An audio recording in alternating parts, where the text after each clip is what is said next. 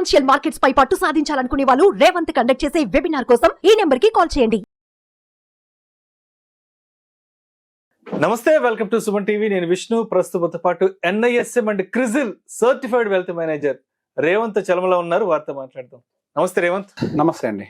రేవంత్, దీపావళి సమీపిస్తోంది అంటే మార్కెట్ వర్గాల్లో ప్రతి ఒక్కరూ కూడా మరి దివాళీ పిక్స్, దీపావళి స్టాక్స్ కోసం చూస్తుంటారు కాబట్టి మరి ఈ దీపావళి నుంచి 2024 దీపావళి నుంచి 2025 దీపావళి వరకు అంటే ఈ 1 year ఈ లాంగ్ టర్మ్ కి సంబంధించి ఏమైనా అనుకూలంగా ఉన్న స్టాక్స్ ఏమైనా ఉన్నాయంటారా? సో బేసిక్ గా దివాళీ అనగానే స్టాక్ పిక్స్ గురించి చాలా రికమెండేషన్స్ వస్తూ ఉంటాయి. ప్రతి రీసెర్చ్ కంపెనీ దాన్ని పోస్ట్ చేస్తూ ఉంటది. సో నేను మన వాళ్ళకి ఏం డెలివర్ చేయాలి అనుకుంటున్నప్పుడు ఇప్పుడున్న మార్కెట్ సినారియోలో mid or small or micro caps జోలికి వెళ్తే ఇంకొంచెం పానిక్ లోకి వెళ్తారేమో. సో బేసిక్ గా కొంచెం లార్జ్ క్యాప్ సెక్టార్స్ మీద ఆల్రెడీ ఇవి కూడా డిస్కౌంట్ లో ఉన్నాయి కాబట్టి, ఫండమెంటల్ గా స్ట్రాంగ్ గా ఉంటాయి కాబట్టి, ఒకవేళ డీప్ కరెక్షన్ జరిగినా మళ్ళీ బౌన్స్ బ్యాక్ అవుతాయి కాబట్టి నేను పర్టికులర్ గా JM ఫైనాన్షియల్స్ వాళ్ళు ఇచ్చిన రికమెండేషన్ గురించి వాళ్ళు ఇచ్చిన రికమెండేషన్స్ గురించి ఇది నేను సొంతంగా చెప్పేది కాదు, ముందే డిస్క్లైమర్ గా చెప్తున్నాను. సో JM ఫైనాన్షియల్స్ వాళ్ళు ఇచ్చినవి నాకు కొంచెం మంచిగా అనిపించాయి. Fundamental strong companies. సో మన వాళ్ళందరూ అన్నిటిని వెతికి కన్ఫ్యూజ్ అవుతారు కాబట్టి వాటిని కొంచెం అర్థమయ్యే విధంగా, ఈజీగా అర్థమయ్యే విధంగా చెప్పే ప్రయత్నం చేస్తాం. సో ఫస్ట్ వచ్చేసరికి Reliance industries. So Reliance industry గురించి చెప్పనవసరం లేదు. మన ఇండియాలోనే మనకి one of the top company. And oil refining and petrochemicals విషయంలో వాళ్ళు ఫస్ట్ నుంచి బిజినెస్ ఎక్స్పాన్షన్ లో ఉన్నారు. So over the period of time ఏం జరిగింది, నెక్స్ట్ వాళ్ళు ఆ స్లోగా రీటైల్ సెగ్మెంట్ లోకి, డిజిటల్ సర్వీసెస్ లోకి, and media and new energy formation, so ఈ సెగ్మెంట్స్ లో కూడా ఎంటర్ అయ్యి వాటి నుంచి కూడా వాళ్ళు బెటర్ ఆ రెవెన్యూ డెవలప్మెంట్ తీసుకురావాలి అనే గ్రోత్ మీద వాళ్ళకి ఫోకస్ చేస్తున్నారు. నెక్స్ట్ AI లో కూడా రావడానికి NVIDIA కూడా మీటింగ్ కూడా జరిగింది. Digital services. సో బేసిక్ గా వాళ్ళు జస్ట్ ఆయిల్ అండ్ రిఫైనరీ మీద కాకుండా అదర్ వాటి మీద నుంచి కూడా, అన్నిటి మీద నుంచి కూడా. సో నెక్స్ట్ 3 to 4 years లో వాళ్ళ యొక్క ప్లాన్స్ కంప్లీట్ గా apart of oil and refinery అవి జరుగుతూ ఉంటుంది. వీటి మీద ఎక్కువగా ఫోకస్ పెట్టి వాటి యొక్క కాంట్రిబ్యూషన్ అయితే కొంచెం ఎక్కువగా ఇవ్వాలనే దాంట్లో ఉన్నారు. అండ్ దాంతో పాటుగా వాళ్ళ ఫోకస్ ఎక్కువ గ్రీన్ ఎనర్జీ మీద. సో మన కరెంట్ మార్కెట్ లో ఏదైనా ఒక రెవల్యూషన్ స్టార్ట్ అయింది అని అంటే మన ఇండియాలో అయితే డెఫినెట్ గా గ్రీన్ ఎనర్జీ. సో ఆ గ్రీన్ ఎనర్జీ మీద కూడా కొద్దిగా రిలయన్స్ ఇండస్ట్రీస్ ఎక్కువగానే ఫోకస్ పెడుతోంది. సో JM ఫైనాన్షియల్స్ పర్టికులర్ గా వాళ్ళ యొక్క ఫోకస్ ఎలా చూస్తున్నారంటే 15% ఆ ప్యాట్ గ్రోత్ డెలివర్ చేస్తారు నెక్స్ట్ 3 years వరకు కూడా. సో మనకు 15% that is what we can expect in the large cap. In fact 12%. So ఒక డీసెంట్ ర్యాలీ తోటే మనకి రిలయన్స్ వెళ్ళడానికి అవకాశం ఉంది. సో మనకి రీసెంట్ హై అది 3,217 రూపాయలు చేసింది, 3,217 rupees recent high. Current market price 2,650, very good discount లో ఉంది. ఆల్మోస్ట్ 17% డ్రాప్ అయింది. సో వాళ్ళ టార్గెట్ వచ్చేసరికి సుమారుగా 3,500 రూపాయలు. సో ఒక మంచి టార్గెట్. మనకు నెక్స్ట్ 1 year లో ఒక మంచి రిటర్న్స్ డెలివర్ చేయడానికి స్కోప్ అయితే మనకు వాళ్ళు చూపిస్తున్నారు. Next power grid corporation of India. And దాని గురించి చెప్పనవసరం లేదు, మన ఇండియాలో 45% ఆఫ్ ద పవర్ జనరేషన్ అంతా కూడా వాళ్ళ చేతుల్లోనే ఉంటుంది. One of the top company. And దాంతో పాటుగా వాళ్ళ స్ట్రాంగ్ లైక్ గ్రోత్ ఎక్స్పాన్షన్ కోసం వాళ్ళ క్యాపెక్స్ కూడా, నెక్స్ట్ వాళ్ళ ఎక్స్పాన్షన్ కోసం కూడా వాళ్ళు మంచిగా ప్లాన్ చేసుకుంటున్నారు. అండ్ వాళ్ళకి గైడెన్స్ అండ్ పర్టికులర్ గా పవర్ గ్రిడ్ కి సంబంధించినటువంటి బిజినెస్ మోడల్, ఈ రెండు కూడా కంపెనీని గత కొన్ని సంవత్సరాల నుంచి స్టేబుల్ రిటర్న్స్ డెలివర్ చేసుకుంటూ తీసుకొస్తూనే ఉంది. అండ్ దాని యొక్క రీసెంట్ హై వచ్చేసరికి 366 rupees, current market price 315 rupees. Almost దాని హై నుంచి 14% డ్రాప్ అయింది. అండ్ టార్గెట్ ప్రైస్ వచ్చేసరికి 383 రూపీస్ గా ఇచ్చారు. And next Bajaj finance retail lending లో దే ఆర్ ద బిగ్గెస్ట్. ఇంకా దాని గురించి చెప్పనవసరం లేదు. అండ్ కన్స్యూమర్ లోన్స్ విషయంలోకి వస్తే 2-wheeler ఆర్ 4-wheelers విషయంలో మెజారిటీ ఆఫ్ ద లోన్స్ అన్ని కూడా వాళ్ళ కంట్రోల్లోనే ఉంటాయి. అండ్ హౌసింగ్ లోన్స్ లో, గోల్డ్ లోన్స్ లో, and as well as MSME lending లో కూడా వాళ్ళు మార్కెట్ లో లీడింగ్ లోనే ఉన్నారు.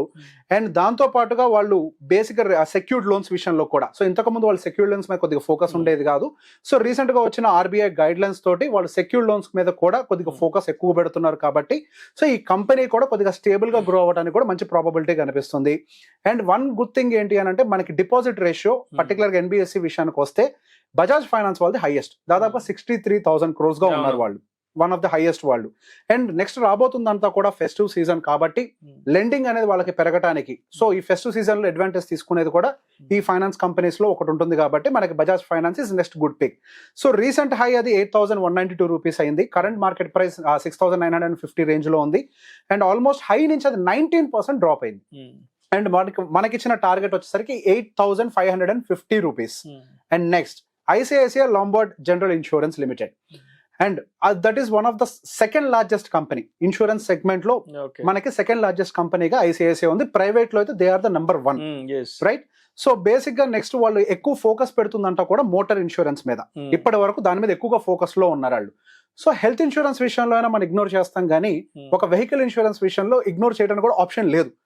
సో ఈ మార్కెట్ కి ఎప్పుడు డిమాండ్ తగ్గే ఛాన్సే లేదు.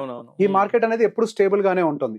అండ్ అదొక్కటే కాకుండా మనం రీసెంట్ గా గమనిస్తే వాళ్ళు కొంతవరకు హెల్త్ ఇన్సూరెన్స్ సెగ్మెంట్ లో కూడా ఫోకస్ పెంచి వాళ్ళ మార్కెట్ షేర్ ని కూడా పెంచుకునే ప్రయత్నం చేస్తున్నారు. అండ్ పర్టికులర్ గా వీళ్ళు ఈ ప్రైవేట్ ఇన్సూరెన్స్ కంపెనీస్ తో కంపేర్ చేస్తే fire, engineering, marine, liability, so వీటిల్లో they are the market leaders. So వీళ్ళని కొట్టే వాళ్ళు కూడా లేరు. సో వీళ్ళకు ఉండేటువంటి అడ్వాంటేజెస్ చాలా బెటర్ గా కనిపిస్తున్నాయి. అది రీసెంట్ గా మేక్ చేసిన high 2301 rupee. And recent price, current price వచ్చేసరికి 1930 రూపీస్ చేంజ్ లో ఉంది. అండ్ ఆల్మోస్ట్ దాని హై నుంచి 16% డ్రాప్ అయింది. అండ్ టార్గెట్ వచ్చేసరికి 2450. సో మనం గమనిస్తే ఆల్మోస్ట్ ఇవన్నీ కూడా 15-20% టార్గెట్స్ తోటే ఉన్నాయి హైయర్ సైడ్. అండ్ నెక్స్ట్ వచ్చేసరికి Jindal steel and power limited, and they are the leading steel manufacturers. And as of now వాళ్ళ కెపాసిటీ వచ్చేసరికి 9.6 million ton per annum as of now. And ఇక్కడ వీళ్ళతో ఉన్నటువంటి గుడ్ అడ్వాంటేజ్ అంటే వాళ్ళ క్యాపెక్స్ ఎక్స్పాండ్ చేయబోతున్నారు. So వాళ్ళ ప్రొడక్షన్ ని పెంచబోతున్నారు. ఎంత అని అంటే ఇక్కడ నుంచి 65% ఇంక్రీజ్ చేయబోతున్నారు. అంటే ఆల్మోస్ట్ వాళ్ళు 15.9 million tons per annum కి వాళ్ళ యొక్క ప్రొడక్షన్ కెపాసిటీని పెంచబోతున్నారు. So it's a simple funda. ఎప్పుడైతే ప్రొడక్షన్ కెపాసిటీ పెరుగుతుందో వాళ్ళ revenues and everything will grow over the period of time. And ఈ కంపెనీ ఎక్స్పాన్షన్ కి సంబంధించి మనం కంగారు పడాల్సింది, it's a very fundamentally strong company. And దాని యొక్క రీసెంట్ హై వచ్చేసరికి 1097 rupees, current market price near 900 rupees. Almost దాని హై నుంచి 19% డ్రాప్ అయింది. And target price is 1150 rupees. And next వచ్చేసరికి NALCO limited, national aluminium company. So basic గా one of the strong PSU company ఇది. Almost మనకి government యొక్క stake, government of India stake 51% గా ఉంది. And one of the largest producer of the bauxite, alumina and aluminium. మన India one of the largest producers వాళ్ళే. అండ్ వాళ్ళు particular గా అల్యూమినియా రిఫైనరీ కు సంబంధించి మాత్రం వాళ్ళ ఎక్స్పాన్షన్ కోసం బాగా ప్లాన్ చేస్తున్నారు. అండ్ దాంతో పాటుగా వాళ్ళు cost saving through captive coal mining అని అంటారు. అంటే వాళ్ళ కోసమే వాడుకునేదాన్ని, వాళ్ళ కంపెనీ చుట్టుపక్కల తవ్విందని వాళ్ళ ప్రొడక్షన్ కోసం వాడుకునేదాన్ని క్యాప్టివ్ కోల్ మైనింగ్ అని అంటాం. సో వాళ్ళు కాస్ట్ కటింగ్ కోసం దాన్ని కూడా ప్లాన్ చేస్తున్నారు. So next going further, however it is a PSU company, fundamentally strong company. And మనకు ఆల్మోస్ట్ హై నుంచి it's a decent correction one compare to other companies. Fundamental గా అంతా స్ట్రాంగ్ గా ఉంది కాబట్టి ఒక 7% పడ్డది. దాని recent high 235 rupees, current market price 217 rupees. And almost దాని టార్గెట్ వచ్చేసరికి 264 రూపీస్ ఉంది. And Gravita India, so basic గా వాళ్ళ ఒక రీసైక్లింగ్ ఇండస్ట్రీ ఇది. అండ్ రీసైక్లింగ్ ఇండస్ట్రీ ఇండియాలోనే కాదు వరల్డ్ వైడ్ గా కూడా లైక్ డెఫినెట్ గా గ్రో అవడానికి ప్రాబబిలిటీ ఉండేది. ఇండియాలోనే ఇప్పటి వరకు రీసైక్లింగ్ మీద కంపెనీస్ ఎక్కువ గ్రోత్ చూపించలేదు. కానీ ఇక గోయింగ్ ఫర్దర్, సో మన ఎకో సిస్టమ్ ని ప్రొటెక్ట్ చేయడం కోసం ఈ రీసైక్లింగ్ సిస్టమ్ అనేది, ఇండస్ట్రీ అనేది ఎక్స్పాండ్ అవడానికి హై ప్రాబబిలిటీ ఉంది. యాజ్ ఆఫ్ నో వాళ్ళు lead, aluminium and plastic recycling లో ఎక్కువగా ఉన్నారు. అండ్ దాంతో పాటుగా వాళ్ళ వర్టికల్స్ ని, అంటే ఇప్పుడు ఈ 3 లో ఉన్నారు కదా, దాని నుంచి ఎక్స్పాన్షన్ కూడా ప్లాన్ చేస్తున్నారు. Steel, paper, lithium ion batteries యొక్క రీసైక్లింగ్ కి కూడా ప్లాన్ చేస్తున్నారు. అండ్ యాజ్ ఆఫ్ నో వాళ్ళ మార్కెట్ లో లెడ్ రీసైక్లింగ్స్ లో they are the market leaders. And almost వాళ్ళకి వచ్చేటువంటి ఎబిటాలో దాదాపు 82% కాంట్రిబ్యూషన్ వాళ్ళకి లెడ్ రీసైక్లింగ్ నుంచి మాత్రమే వస్తుంది. అండ్ గోయింగ్ ఫర్దర్, మార్కెట్ లో రాబోతున్నటువంటి, అంటే గవర్నమెంట్స్ తీసుకురాబోతున్నటువంటి రెగ్యులేటరీ చేంజెస్ కానీ ఇదంతా కూడా ఈ ఇండస్ట్రీకి ఎక్కువగా ఫేవర్ చేయడానికి అవకాశం కనిపిస్తుంది. సో రీసెంట్ గా అది మేక్ చేసిన high 2700 and current market price దాదాపుగా 2000 రూపీస్ ఉంది. దాని హై నుంచి 27% డ్రాప్ అయిపోయింది. సో దాని టార్గెట్ వచ్చేసరికి 3000 rupees. So next 6 to 12 months and going further, maybe 6 to 12 months లో అచీవ్ కాకపోయినా కానీ గోయింగ్ ఫర్దర్ ఒక డీసెంట్ టార్గెట్ తోటి. And they are the market leaders in this recycling sector. And next macrotech developers, అంటే మనం లోదాగా పిలుచుకుంటాం. So Lodha అనగానే మన అందరికీ తెలిసింది కొంత ఎక్స్పెన్సివ్ హౌసెస్ అయి ఉండొచ్చు, లేదా హై రైజ్ బిల్డింగ్స్ అయి ఉండొచ్చు. ఎక్కువ కూడా వాళ్ళు రెసిడెన్షియల్ దాంట్లోనే ఎక్కువగా ఉన్నారు. సో ఆ రెసిడెన్షియల్ సెగ్మెంట్ ఒకటే కాదు, వాళ్ళు కొంతవరకు logistic parks and commercial and retail constructions లో కూడా ఎక్స్పాండ్ అవ్వాలని ప్లాన్ చేసుకుంటున్నారు. సో డెఫినెట్ గా వాళ్ళు న్యూ వర్టికల్స్ లోకి ఎంటర్ అవుతున్నారు కాబట్టి వాళ్ళకి కూడా గ్రోత్ ప్రాబబిలిటీ ఎక్కువగా కనిపిస్తుంది.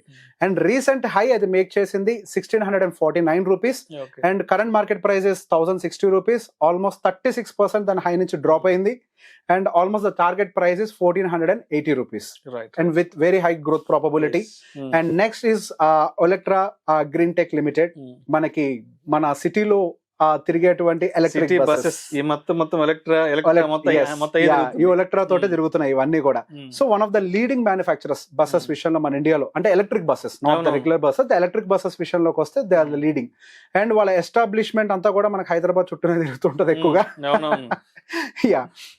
సో కరెంట్లీ వాళ్ళ కెపాసిటీ వచ్చేసరికి 5000 యూనిట్స్ పర్ ఇయర్ గా ఉంది. సో దాని వాళ్ళు new plant establishment and expansion తోటి దాన్ని 10,000 యూనిట్స్ పర్ ఇయర్ గా మార్చాలనుకుంటున్నారు. So they are almost doubling it.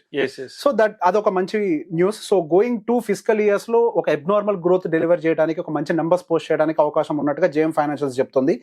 And వాళ్ళు కేవలం ఎలక్ట్రిక్ బస్సెసే కాదు, other segments like light vehicles, అంటే మనకి కార్స్ కానీ ఇట్లాంటి వాటిల్లో కూడా ఎంటర్ అవ్వాలన్న ఉద్దేశంతో రీసెంట్ గా వాళ్ళు BYD తోటి కొలాబరేషన్ చేశారు. సో వాళ్ళకి అది కూడా ఒక అడ్వాంటేజ్. అదే రీసెంట్ గా మేక్ చేసిన హై వచ్చేసరికి 2220 rupees.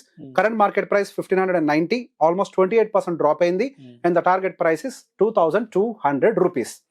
So these are the few fundamentally strong companies. So basic గా మొత్తం మార్కెట్ అంతా రీసెర్చ్ చేసిన తర్వాత మన వాళ్ళకి fundamentally strong and large caps వరకు కొద్దిగా ఎక్కువ ఫోకస్ పెట్టాలి, వాళ్ళ రిస్క్ తగ్గించుకోవాలి. I have lot of concern. Retailers డబ్బులు పోగొట్టుకోవద్దు, వాళ్ళు బాగుంటేనే దేశం బాగుంటది, మన మార్కెట్ బాగుంటది. సో వాళ్ళు ఫండమెంటల్లీ స్ట్రాంగ్ కంపెనీస్ లో పెట్టుకుంటే కొంచెం ఏమైనా డ్రాప్ అయినా మళ్ళీ రికవర్ అవుతారన్న హోప్ తోటి రకరకాల రీసెర్చ్ కంపెనీస్ పోస్ట్ చేసినటువంటి స్టాక్స్ నుంచి ఫిల్టర్ చేసి సో ఈ లార్జ్ కాంబినేషన్ లో ఉన్నటువంటి జేఎం ఫైనాన్షియల్స్ రికమెండెడ్ స్టాక్స్ ని ఈ రోజు ఎక్స్ప్లెయిన్ చేసే ప్రయత్నం చేశాను. సో ఇన్వెస్ట్ చేసేటప్పుడు వీళ్ళు ఇచ్చిన రికమెండేషనే కాదు, నేనేదో చెప్పానని కాకుండా వాళ్ళ సొంత రీసెర్చ్, కొంత వాళ్ళ గ్రౌండ్ వర్క్ అంతా చేసి వాళ్ళ అడ్వైజర్ ని కన్సల్ట్ అయ్యి వాళ్ళ రికమెండేషన్ మేరకు ఇన్వెస్ట్ చేస్తే కొంతవరకు బెటర్. ప్రేక్షకుల విజ్ఞప్తి, ఈ వీడియోలో ప్రస్తావించబడిన అంశాలు కేవలం ప్రేక్షకులకు అవగాహన కొరకు, ఇన్ఫర్మేషన్ కొరకు, ఎడ్యుకేషన్ పర్పస్ కొరకు మాత్రమే వీటి గురించి ప్రస్తావించడం అనేది. పెట్టుబడులు పెట్టే ముందు ఆయా కంపెనీలకు సంబంధించి, ఆ స్టాక్స్ కి సంబంధించిన టెక్నికల్స్, ఫండమెంటల్స్, పిగ్గి రేషియోస్ అంతా కూడా వాటికి సంబంధించి మీరు ఓన్ రీసెర్చ్ చేసుకొని మీ అడ్వైజర్ని సంప్రదించి మాత్రమే తుది నిర్ణయం తీసుకోగలరని మా మనవి. నమస్తే రేవంత్. థ్యాంక్ యూ అండి.